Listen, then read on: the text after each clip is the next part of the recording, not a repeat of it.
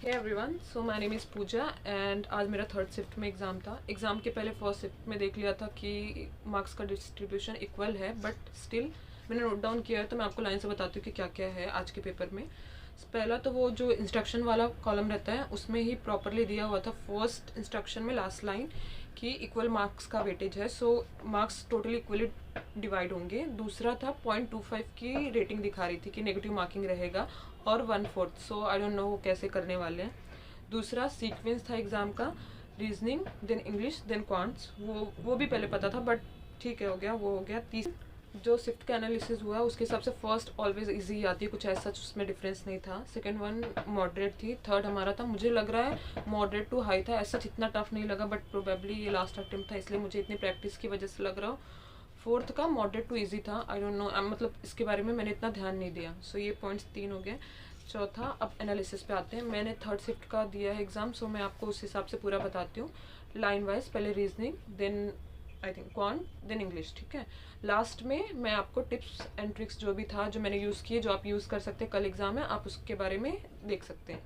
First one था कि direction आया हुआ था, तो मैंने पहले वो पजल ओपन हुई फ्लोर एंड फ्लैट बेस्ड वाला, वो मैंने इग्नोर किया क्योंकि मुझे पता था मैं बीच में फंस सकती हूँ, तो मैंने वो हटाया, सीधा डायरेक्शन में गई और डायरेक्शन में मैं अटक गई क्योंकि मैंने ईस्ट का वेस्ट कर दिया था और पूरा डायरेक्शन हट गया। और फिर उसके बाद मैंने पजल पे आई तो वो डायरेक्शन के 3 क्वेश्चन आए हुए थे। ब्लड रिलेशन लास्ट में देखा, मुझे वो भी पता था क्योंकि लास्ट 2-3 साल से जब भी बना रही हूँ ब्लड रिलेशन में मैं कंफ्यूज हो जा रही हूँ, तो वो भी मैंने छोड़ दिया। फिर अनसर्टेन वाला बनाया, उसमें भी कंफ्यूज हो गई, लेफ्ट राइट में वो भी गया। इन शॉर्ट मेरे तो मैंने उसमें क्या क्या अटेम्प्ट किया, डायरेक्शन का वापस लास्ट में आई थी, डायरेक्शन अटेम्प्ट किया, ब्लड रिलेशन छोड़ा, फ्लोर और फ्लैट वाला तो मैंने ट्राई ही नहीं किया। सर्टेन नंबर वाला जहाँ अटकी थी वापस जितनी भी पॉसिबिलिटीज़ बन सकती थी वो पूरी पॉसिबिलिटीज़ बनाई, वो सॉल्व किया, लास्ट में वो बन गया था डिपार्टमेंट वाला, वो जिसको कैटेगरी बेस्ड पजल बोलते हैं। घर पे हमेशा बना है, आज नहीं बना। ऑलमोस्ट उसमें मैंने 3-4 मिनट दिए, जब नहीं बना तो मेरे को पता समझ में आ गया था कि वो नहीं होगा, वो छोड़ दिया। अल्फ़ाबेट काउंटिंग था वो किया, उसमें वो एक्यूरेट था, 3 आया था मुझे यहाँ काउंट करने पे। वो एक वो 4 लेटर वाला ऑप्शन रहता है ना कि उसको क्या बोलते हैं, क्या बोलते हैं, ऑड वन आउट, तो वो आउट ऑड वन आउट वाला किया था। वो वर्ड मेकिंग था, वो तो मैंने स्किप किया कि लास्ट में टाइम बचेगा तो करूँगी, बट वो टाइम नहीं बचा, वो चला गया। सीक्वेंस बेस्ड पजल थी, काजू बादाम ये सब था अटकी, लेकिन वो बाद में सॉल्व किया तो वो भी हो गया। पैरेलल रो वाला था, उसमें मैं मुझे वन गो में एक एक करके आराम से किया तो वो हो गया था। 14 मेंबर्स थे, 7 in each row and lastly inequalities.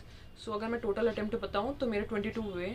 अगर मैं वो 2 पजल्स में नहीं अटकी होती, अनसर्टेन वाला और ये दूसरा कैटेगरी बेस्ड वाला, तो शायद मेरे ज़्यादा अटेम्प्ट होते हैं। ब्लड रिलेशन में भी शायद हो पाता बट मुझे पता तो नहीं होगा। सो इतना ही रीजनिंग में था, आई नो कम अटेम्प्ट है बट ठीक है, अब इतने हो गया तो हो गए।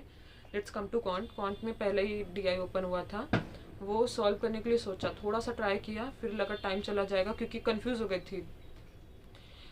फिर उसके बाद थोड़ा सा वो उसके 2 क्वेश्चन सॉल्व किए, छोड़ दिया, आगे गई अरिथमेटिक देखा, एक क्वेश्चन सॉल्व किया, वो छोड़ दिया।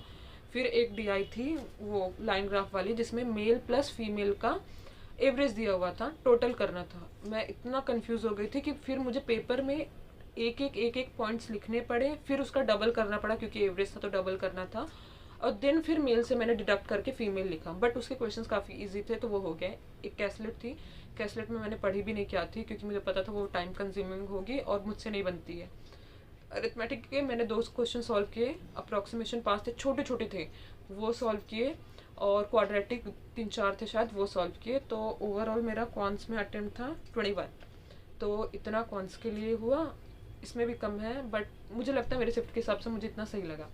देन इंग्लिश में एरर डिटेक्शन करने की आदत मुझे पहले, मतलब जितने भी छोटे छोटे एमसीक्यू ये सब रहते हैं मिसलीनियस वाले, वो मैं पहले ख़त्म करके हटाती हूँ। तो मेरे ऑलमोस्ट 7 मिनट्स जब बाकी थे, 7 मिनट्स हुए थे, उतने में मेरे ये बाकी हट गए थे, सिर्फ पैरा जंबल बचा था और आरसी 22 से 30th क्वेश्चन तक था, उसको भी मैंने बाद में किया। सबसे पहले मिसलीनियस किए सारे, पैरा जंबल फर्स्ट क्वेश्चन से था, उसको छोड़ के रखा था।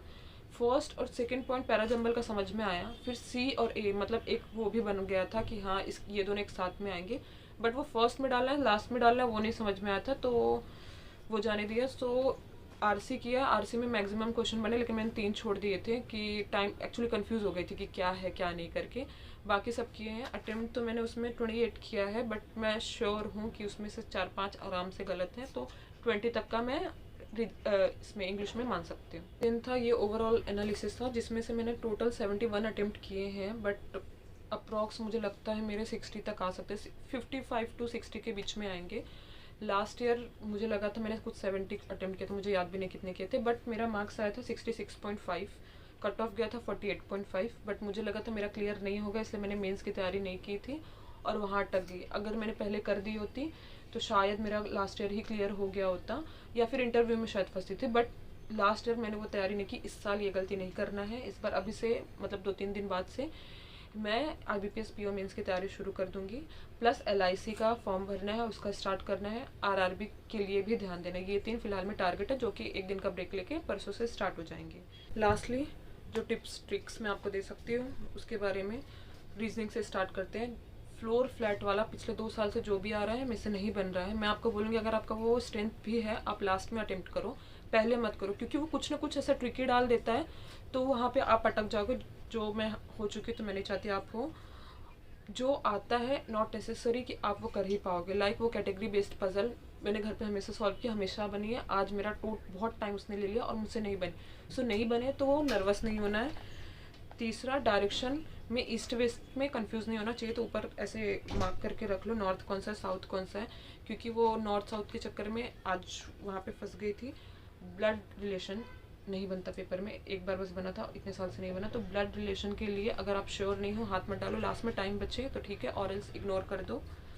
And lastly odd one out, reverse letter याद कर लेना, नहीं किया तो मैंने एक वीडियो डाला उस पर याद कर लेना। इन केस रिवर्स वाला नहीं बनता, मतलब जैसे ऑप्शन रहते हैं ना XYZ, तो X और Z लिखा है, बीच में Y स्किप किया, तो आप एक एक वर्ड मत देखो। अगर X के बाद इधर लग रहा है आपको Y छोड़ा हुआ है तो XZ ऐसे है, तो सेकंड वाले में देखो कि A के बाद C लिखा है कि नहीं। मेरा आज वैसे में हार्डली 10 सेकंड के अंदर वो हो गया था। That's all about word making. Word making आप लास्ट में करना, क्योंकि वो वर्ड मेकिंग में टाइम भी चला जाता है, सोचना भी पड़ता है, और समटाइम्स वो बनता भी नहीं है, मोस्टली रॉन्ग हो जाता है। So that's all about reasoning. Let's come to English. RC last में करना है इंग्लिश में, क्योंकि पहले करने जाते तो वो टाइम कंज्यूमिंग लगता है, फिर हम ज़्यादा टाइम लेते हैं। सो 8 मिनट में आपको बाकी मिसलिनियस ख़त्म करने हैं, बचे 12 मिनट्स। 12 मिनट्स में आपको 2-3 मिनट लेके आप पैराजम्बल अगर है तो वो ख़त्म कर लो। 8 to 9 मिनट्स RC को देने हैं। RC में भी 2 मिनट आप पूरा एक RC एक बार पढ़ लो, और बाकी के 5-6 मिनट में आप उनको सॉल्व कर लेना। इतना मोर देन इनफ है। आराम से पढ़ना, क्योंकि वो फास्ट करने के चक्कर में ना कि हम कभी कभी स्कीमिंग ज़्यादा कर देते, तो वो टाइटल नहीं समझ में आता कि वो ऑथर क्या बोलना चाहते हैं, तो वो प्रॉब्लम अगर आप पहले ना फेस करो तो ज़्यादा बेटर है। Then lastly come to quants में स्पीड मैथ सबसे पहले ढूंढो कहाँ है। अब ये नहीं है कि अगर सपोज आपको लग रहा है स्पीड मैथ का सेक्शन आ गया तो मैं मार्क नहीं करना, सॉल्व करते जाना स्पीड मैथ्स का। सपोज मेरे में अप्रॉक्सीमेशन आया था तो मैंने पहले वो किया, देन क्वाड्रेटिक किया, ये दोनों कर लिया, उसके बाद DI पे आई। DI जब आप जाओगे ना गो थ्रू करने के लिए, तो DI आपको बीच में मिल जाएगी। DI को मार्क कर लेना कि मुझे ये DI करनी है। फिर जब स्पीड मैथ्स हो जाएगा तो आपको फर्स्ट थिंग सबसे पहले DI पे आना है। DI के जितने क्वेश्चंस बने, ज़रूरी नहीं है सारे क्वेश्चन बनेंगे, 1-2 वो अटकाएंगे, टाइम कंज्यूमिंग है, उनको इग्नोर कर दो। जितने आते हैं आपको उतने करने हैं, मतलब अगर 5-6 क्वेश्चन दिए हुए तो 3-4 भी करोगे, मोर देन इनफ है। दोनों DI होने के बाद बचेगा आपका कैसलेट और अरिथमेटिक।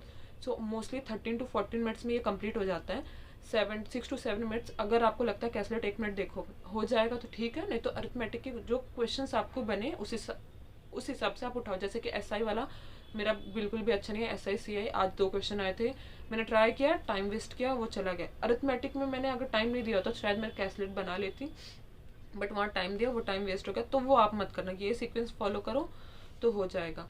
जैसे कि मैंने गलती की थी, वो एवरेज सम वाला कंफ्यूज हो गई थी कि सम लिखा है मुझे एवरेज करना है। प्लस एक DI थी जिसमें वो गर्ल्स का ऊपर डेटा लिखा हुआ था और नीचे गर्ल्स बॉयज़ का रेशो था, मुझे लगा ऊपर टोटल दिया हुआ है, उसमें मैं कंफ्यूज हुई और मेरा पूरा ऑलमोस्ट 4 मिनट चला गया था और मैंने कुछ अटेम्प्ट नहीं किया हुआ था। तो वहाँ वो नर्वसनेस की वजह से मेरे अटेम्प्ट काफ़ी लो गिर गए, नहीं तो मुझे लगता है हो जाता था। सो आप ये गलतियाँ अवॉइड करना जितना हो सके। बाकी कल का पेपर अच्छे से दो। All the best.